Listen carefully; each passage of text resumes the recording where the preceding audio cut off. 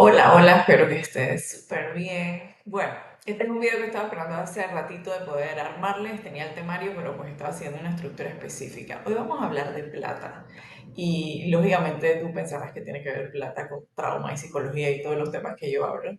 Pues lógicamente hay una cosa que se llama trauma económico. Si todavía no lo conoces, te voy a contar un poquito hoy sobre qué significa trauma económico, cuáles son los diferentes tipos, si tú sufriste alguna de estas cosas en tu infancia, cómo te está afectando a ti desde adulto y obviamente vamos a hablar de herramientas para poder reparar esto, más allá de que, como siempre te digo, puedes hacer un proceso de psicoterapia de reprocesamiento de trauma, pero adicional de hacer eso, que es como sanar todas las heridas que pudo haber causado las dificultades económicas, también hay que tomar acciones en la vida adulta pues para poder subsanar esta situación. Así que si todavía no me conoces, bienvenido a este canal. Mi nombre es Wanda Benazar, yo soy psicóloga clínica, psicoterapeuta sistémica y MDR y me dedico al trabajo de trauma con adultos. Entonces, vamos a arrancar primero con una definición común como hacemos siempre. Trauma económico básicamente es cuando tú sufriste alguna experiencia dolorosa o una experiencia adversa durante toda tu infancia, llámese infancia, adultez, perdón, infancia, adolescencia, sobre todo, también te pudo pasar en la adultez, pero vamos a enfocarnos como en este pedazo, donde en tu sistema familiar hubo dificultades con relación al dinero, ya sea que hubo muy poquito o hubo épocas donde estaban bien, pero la cosa fluctuó, cambios que pudieron haberse dado. Eso para muchas personas queda marcado en el tiempo como eventos de trauma. Entonces, por ejemplo, cosas que yo he visto mucho en sesión, niños que, por ejemplo, bueno, adultos que en su niñez, por ejemplo, cuentan cosas como que abrían la nevera y no había suficiente comida, personas que han tenido que experimentar que le corten la luz o el agua en casa porque no se podía pagar las cuentas, personas que han narrado cosas como que no tenían útiles escolares para ir al colegio o eran útiles regalados o prestados de otras personas, etcétera, ¿sí? Entonces, si a ti te ha pasado alguna de estas cosas durante tu proceso de desarrollo, es muy posible que tengas secuelas hoy en día y tu relación con el dinero no sea una cosa tan estable, sino que más bien genere como ansiedad o algunos síntomas. Entonces vamos a hablar un poquito de los tipos de trauma económico. El primer tipo es cuando hay pobreza extrema o de forma como muy prolongada, ya sea que fue durante un momento específico, mucha carencia o esa carencia fue a lo largo del tiempo. Esa es la primera categoría. Y esa categoría se desprende no solamente el dolor y el sufrimiento de no haber tenido dinero para cosas básicas, llámese los servicios de la casa o comida o ir al colegio, etcétera. O sea, hay muchas carencias de cosas básicas que uno pudiera necesitar, sino que adicional, a partir de esa realidad, se puede crear una idea, llámese creencia irracional, de nunca voy a tener dinero suficiente. ¿Sí? Entonces, esta creencia que puede estar en tu mente, hoy en día puede empujar muchas emociones. Ahorita les voy a explicar un poquito cómo eso puede estar conectado con PTSD, que es el estrés postraumático a estos eventos. Ahora les voy a explicar un poco los síntomas, pero esa es una creencia que se puede derivar en ese primer tipo de trauma de dinero. El segundo estilo es inestabilidad financiera. Esto significa que de repente tu familia pudo haber tenido recursos y tenían capacidad de suplir las cosas, pero en algún momento pasó algo. Llámese que tu papá o tu mamá o algún proveedor de casa perdieron el trabajo y eso, boom, como que generó un bajón económico. Para algunas otras personas es como un nivel de deuda muy grande que no tenían capacidad de pago.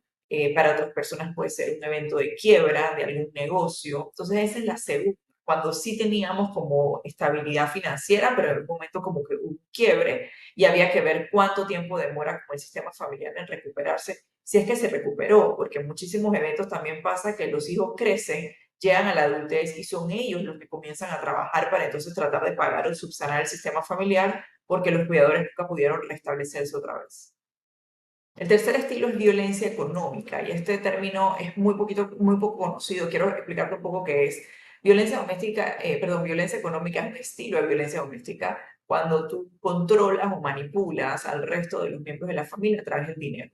Entonces, por ejemplo, esto se ve mucho en relaciones de pareja donde hay abuso, donde uno es el proveedor financiero y el otro, por ejemplo, tiene un rol de quedarse en casa o de repente gana menos ingresos, y el que gana más plata comienza a manipular o a controlar o a generar culpa o a hacer sentir a mal al otro con el tema del gasto financiero. Entonces tú lo puedes ver a nivel de pareja. Esto significa que tú como niño pudiste haber observado esta dinámica entre papás o entre cuidadores. Y la otra alternativa es que ese mismo abuso o manipulación del dinero se hace de padres a hijos. O sea que tú también pudiste haber recibido una relación con unos padres donde el tema del dinero estaba como muy controlado. Por ejemplo, cuando si sacas notas buenas, entonces te regalo tal cosa, y si no, entonces todo está ligado con el dinero. Para que seas aceptado por la familia, tienes que estudiar tal carrera y si no la estudias, yo no te la pago, así que no sé qué vas a hacer. Mucho de dejarte desprotegido financieramente si no haces exactamente lo que tus papás hubiesen querido. Entonces, ese es un estilo de abuso, violencia doméstica, que es violencia económica, que también te pudo haber pasado. Y la cuarta variante, esto que estamos hablando de trauma económico, es cuando hay un desajuste con relación al valor del dinero. Hay familias donde todo está puesto en el dinero. Entonces significa que tú eres valioso con relación a lo que tú tengas. Normalmente son las familias que necesitan mucho hacer ver que tienen cosas, ¿no? El carro más nuevo, el lugar en donde vivo, los lugares a los que voy, aunque esté aquí atorado financieramente, pero no importa, me endeudo, tengo tarjeta de crédito, cosa que nadie sabe, pero no importa, es importante como lo que se ve hacia afuera, mucho de imagen social. Y por el otro lado, algunas familias donde hay desajuste económico es justamente lo contrario.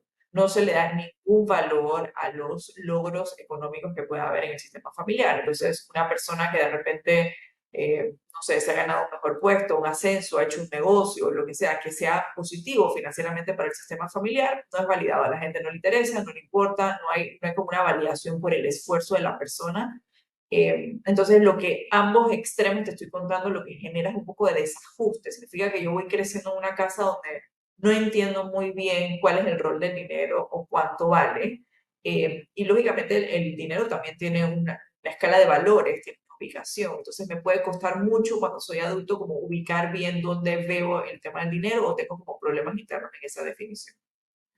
Ahora voy a hacer una micropausa en este momento porque, claro, uno escucha esto y empiezas como seguramente a pensar, ¿no? Y a recapitular memorias y eventos que te han pasado y suele surgir como rabia o frustración con relación a los cuidadores y a su pobre manejo financiero o la incapacidad que tuvieron de resolver problemas o que tienen hoy en día, porque puede ser que aún se mantenga siendo así. Como siempre en todos los videos, yo creo que es importante poder empatizar, ¿no? Si tus cuidadores han tenido un mal manejo financiero a lo largo de la historia, que luego te ha impactado a ti, y ahora vamos a hablar del impacto en la adultez, lógicamente viene de algún lado. Uno aprende la relación con el dinero a través de lo que a mí me han enseñado. Entonces, en este punto necesito que pauses y que puedas pensar desde una forma empática cuál fue la experiencia financiera que tuvieron tus papás o tus cuidadores con sus papás a su vez, ¿verdad? Porque obviamente donde hay familias, donde había mucha escasez, el tema del dinero es un tema, ¿sí? Se ve como el cupo, como esta cosa que siempre nos hace falta. Y aunque algunas familias logren subsanar esa situación y salir adelante, muchas veces queda este miedo, ¿no? De que nos vamos a quedar sin dinero. Entonces también empezamos a retener el dinero y este tipo de cosas. Entonces, quiero que puedas pensar que la relación que tuvieron tus cuidadores con el tema financiero, que fue la que te enseñaron, viene a través de sus propias historias, para que tú también puedas entrar desde la compasión y la empatía con la realidad de ellos cuando ellos eran pequeños. Ahora voy a hablarte un poquito de cuáles son las consecuencias que tiene esto en la adultez, ¿verdad? Sobre todo si ahora te vas a poder un poco identificar con algunas de estas cosas que te estoy mencionando, porque a veces no tenemos muy claro que esto viene desde la infancia. Y no solamente es un tema de educación financiera, por supuesto que hay cursos, libros, etcétera, y te puedes educar, pero hay todo un tema emocional pegado al tema del dinero. Por eso te decía al inicio que son síntomas de PTSD, o sea, trastorno de de estrés postraumático, perdón. Y son cosas como eventos súper fuertes que te pasan y luego tienen una connotación emocional y esas emociones se presentan en este momento en la adultez. Entonces vamos a ver algunas características para que tú puedas evaluar. Entonces, la característica número uno, cuando miramos un poquito la parte de los adultos, es como mucha ansiedad, mucho miedo con el tema financiero. Entonces, ansiedad de no tener, es una clásica donde mucha angustia de que no tengo suficiente o no me alcanza, ¿no? Este es como el feeling. A veces hay mucha frustración combinada de cosas que quiero hacer, pero no me alcanza, no tengo suficiente. Y ojo, aquí es muy interesante porque uno pensara que eso solamente le pasa a gente que tiene pocos recursos y no es la realidad. Tú puedes ser millonario y seguir teniendo esta frustración de que siento que no me alcanza o no es suficiente. El tema aquí es que no tiene que ver con el monto del dinero, es con la emoción que se pega en esta situación. Y lógicamente el miedo a no tener o tener algún problema. Entonces, cuando tú tienes todas estas emociones combinadas, tú tomas decisiones o dejas de tomar decisiones financieras en base a tus emociones.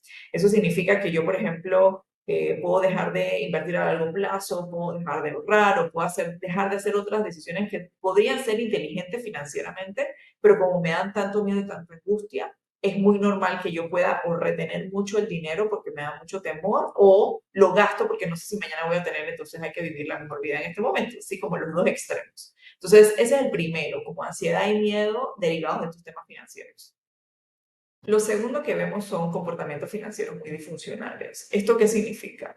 Desde gente que no tiene ni idea ni cuánto gana ni cuánto gasta, no tiene un Excel, no tiene un documento, no tiene idea. Gente que vive a punta de tarjetas de crédito, de préstamos bancarios, de prestamistas, gente que no tiene visibilidad de sus gastos, que no tiene ahorros, que no piensa en la emergencia, que es así como un desorden, es una cosa como muy aérea, ¿no? O sea que todo el tiempo esta falta de estructura o de control de temas financieros retroalimenta lo que te mencionaba anteriormente, la ansiedad y el miedo, ¿no? O sea, mi propia conducta, porque es un comportamiento disfuncional, va alimentando esta misma cosa que acabamos de hablar. Entonces va como mancomunadamente, ¿no? Pero la clave aquí es que el comportamiento con el tema financiero es disfuncional, o sea que es desordenado, incongruente, tipo no tengo plata, pero voy a la tienda más cara y me compro un abrigo de $500, ¿no? Pero 10 minutos antes dije que no tenía plata. O sea, hay una incongruencia consistente entre lo que yo digo y lo que hago y no tengo ni control ni visibilidad de nada del tema financiero. Y aquí en este punto tú podrás pensar, pero ¿cómo así? O sea, una persona que esto le da ansiedad y miedo, ¿cómo no tener visibilidad o toma decisiones? Y justamente es eso, ¿no? Como me da mucha ansiedad, nosotros tenemos impulso innato a la evitación de las cosas que nos dan ansiedad. Entonces, si algo me da mucha ansiedad, va a ser más lógico que yo lo mantenga al margen. Entonces, no lo pienso, no lo miro, no me meto, lo evito totalmente. Entonces, al evitarlo totalmente, es donde aparecen todos estos comportamientos que son disfuncionales y compulsivos que no tienen ningún sentido. Porque también el tema de poder de compra, la compra genera dopamina en el cerebro, hormona de la felicidad. Entonces, claro, si yo me quiero comprar una cartera Chanel de $3,000, pero no tengo la plata, pero bueno, no importa, después veo cómo lo pago con la tarjeta de crédito, yo voy por el impulso de la felicidad que me va a generar esta cartera, que te aviso que la felicidad dura media hora, ¿sí? Porque la dopamina baja y se acabó el cuento, ¿no? Entonces recibo la cartera, súper felicidad, y luego me encontraré con el recibo de la tarjeta de crédito y veré qué hago, ¿no? Entonces, la misma ansiedad y el miedo producido por estos eventos de trauma son los que empujan los comportamientos disfuncionales. La tercera característica en la adultez es que me cuesta mucho poner límites saludables con relación a este tema. Y los límites saludables son primero hacia mí, o sea, yo no tengo un sentido de control de qué puedo y qué no puedo, no me lo digo, o sea, yo hago por impulso, por emoción lo que voy sintiendo, ¿no? Y en algunos momentos que me dan más culpa, entonces como que me retengo y no lo hago, pero todo manejado por mucho el tema emocional. Y por el otro lado, tampoco le pongo límites a los demás. Si, por ejemplo, tengo un hijo chiquito y el hijo chiquito se hace una pataleta y se pone a llorar porque quiere algo que es caro, pero me da culpa, me siento mal porque la verdad es que no estoy siempre y trabajo mucho, nuevamente emocional, voy y compro algo que no tengo presupuestado, para lo cual no estaba planificado y de nuevo otro problema, ¿no? Se va formando como una bola de nieve. Entonces, el límite me cuesta ponérmelo a mí y me cuesta ponérselo a los demás, de mi sistema familiar o a mis amigos o lo que sea. Y la cuarta característica es como desconfianza con relación a los servicios o los sistemas financieros.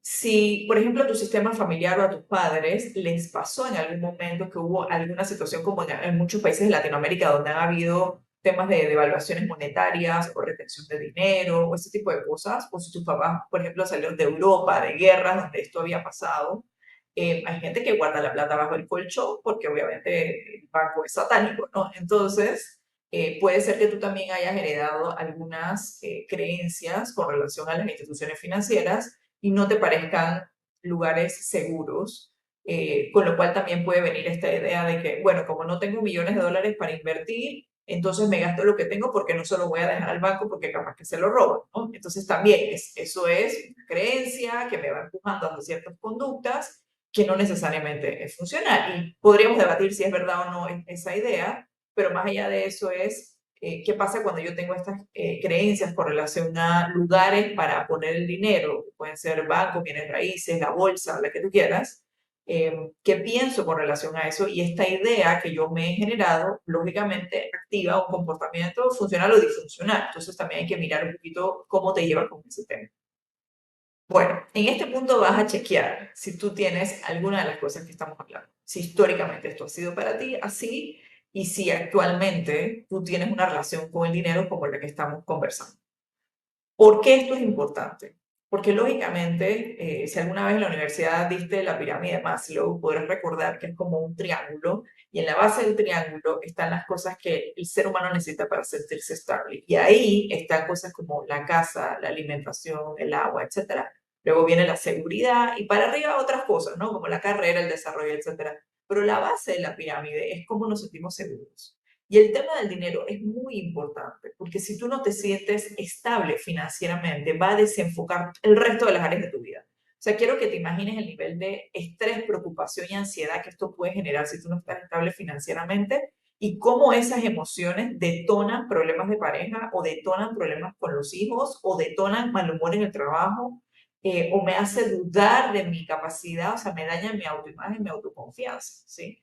Eh, bueno, sistema capitalista, ¿no? No es que yo estoy a favor del sistema, pero es el sistema en el que nosotros vivimos. Entonces, mientras mejor estemos establecidos a nivel financiero, menos posibilidad vamos a tener de tener desregulación emocional y de tener dificultades en otras relaciones. Hablando de regulación emocional, yo te cuento que hay un ebook que yo creé, que es gratuito, que está en la descripción del video para que tú aprendas a manejar emociones. Te lo recomiendo que lo descargues y lo utilices. Eso te va a ayudar a poder vivir un poquito más en calma. Así que ahora vamos a hablar de las herramientas que voy a compartir contigo para que en el momento presente tomes control con relación a este tema. Paralelamente, siempre les digo, pueden hacer psicoterapia de trauma, porque una cosa son los dolores y las heridas que te pudo haber dejado estas situaciones de infancia, que si te acuerdas te pones a llorar porque era una situación terrible para un niño. Y eso es un pedazo. El otro pedazo es cuáles son mis acciones concretas en el momento presente que yo tomo para bajar ansiedad, bajar estrés y sentirme como más en control y reducir incertidumbre, ¿verdad? Entonces vamos a hablar de las herramientas. Número uno, tienes que hacer un presupuesto, ¿sí? Quiero que pienses que no hay ninguna empresa en el planeta Tierra que funcione sin presupuesto y sin seguir el presupuesto, ¿verdad? Entonces, ¿cómo tú puedes tener una vida financiera en tu casa? Digamos que la empresa es la casa y tú no tienes idea de qué entra ni qué sale, ni hay líneas definidas para cada cosa. Entonces, el paso número uno, presupuesto. ¿Qué tienes que incluir en eso? Esto es tan sencillo como hacer una hoja de Excel, no es más complejo que eso. Vas a agregar todos tus ingresos, o sea, todas las formas que tú tienes de recibir dinero, llámese salario, si tienes bienes raíces, alquileres, si tienes otras formas de ganar platita extra, camarones, como le llaman en Panamá, formas extra de hacer dinero. Y por otro lado vas a incluir todos tus egresos. Y en los egresos es por donde sale la plata. Eso llámese de transporte, comida, casa, colegios, etcétera. Todo lo que tú sabes que es fijo lo vas a meter allá adentro. Eso es lo primero. Eso es lo que te va a dar una visibilidad muy clara de cuánta plata me queda después, ¿sí? Entonces, ahora te voy a contar qué es lo que hacemos con la segunda parte de ese dinero, o sea, lo que te queda después de pagar todo. Eso que te queda lo vas a partir en dos pedacitos. En un pedacito vas a agarrar lo que, eso se llaman gastos discrecionales, o sea, que te vas a gastar un pedazo de plata en lo que te dé la gana.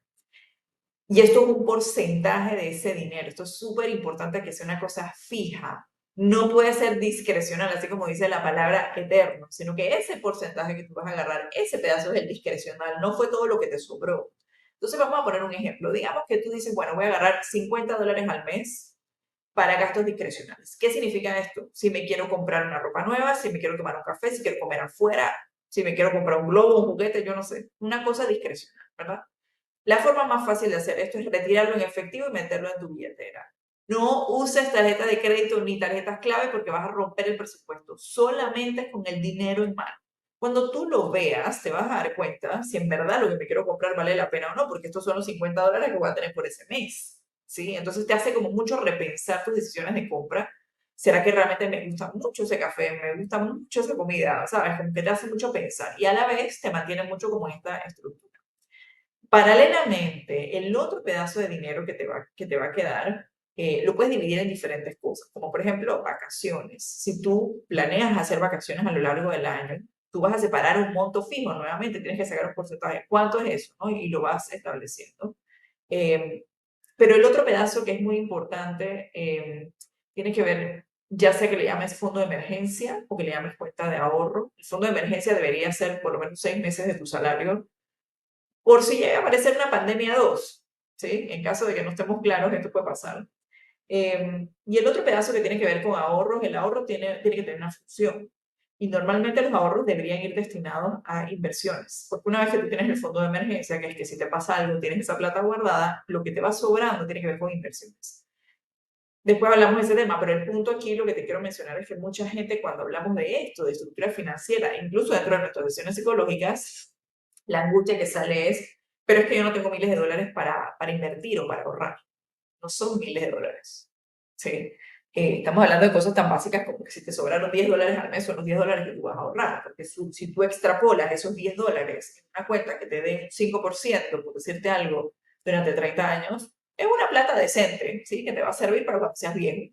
Entonces, un poquito mirar, lo primero es crear el presupuesto y hacer estas divisiones que estamos hablando. Beneficios a nivel psicológico de hacer eso.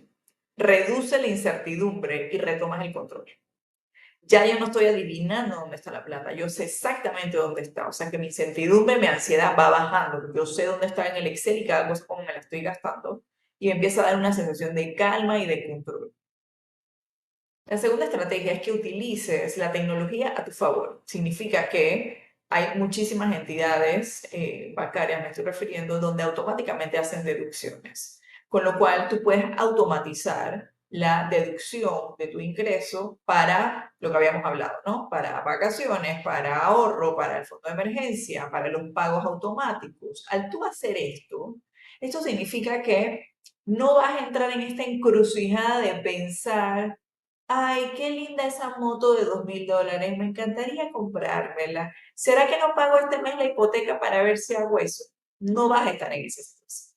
Porque si tú lo automatizas, no vas a poder, lo van a sacar antes de que tú tengas acceso a eso. Entonces, lo segundo, la segunda herramienta es utilizar la tecnología a tu favor y hacer que la computadora debite eso automáticamente antes de que tú puedas acceder al dinero.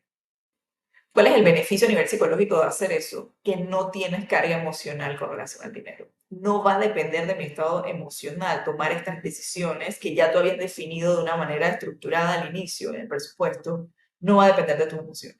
Entonces es un alivio no tener que estar regulado emocionalmente para poder hacerlo bien, porque si estoy desregulado, entonces después me siento culpable, ¿no? O me siento triste por mis decisiones. No va a pasar. Si tú haces la automatización, disminuye la carga emocional, vamos a estar más en calma. Y la tercera herramienta para ti es hacer un money journaling. ¿Esto qué significa? ¿Viste cómo te he recomendado muchas veces hacer un journal de emociones o un cuaderno donde hablamos de cómo nos sentimos? Bueno, esta práctica se llama money journaling, que es un diario de emociones de dinero. El objetivo de eso es poder un poco entender cómo yo me voy sintiendo, cuáles son mis pensamientos y mis emociones con relación al dinero y cómo eso se conecta con mis conductas funcionales o disfuncionales.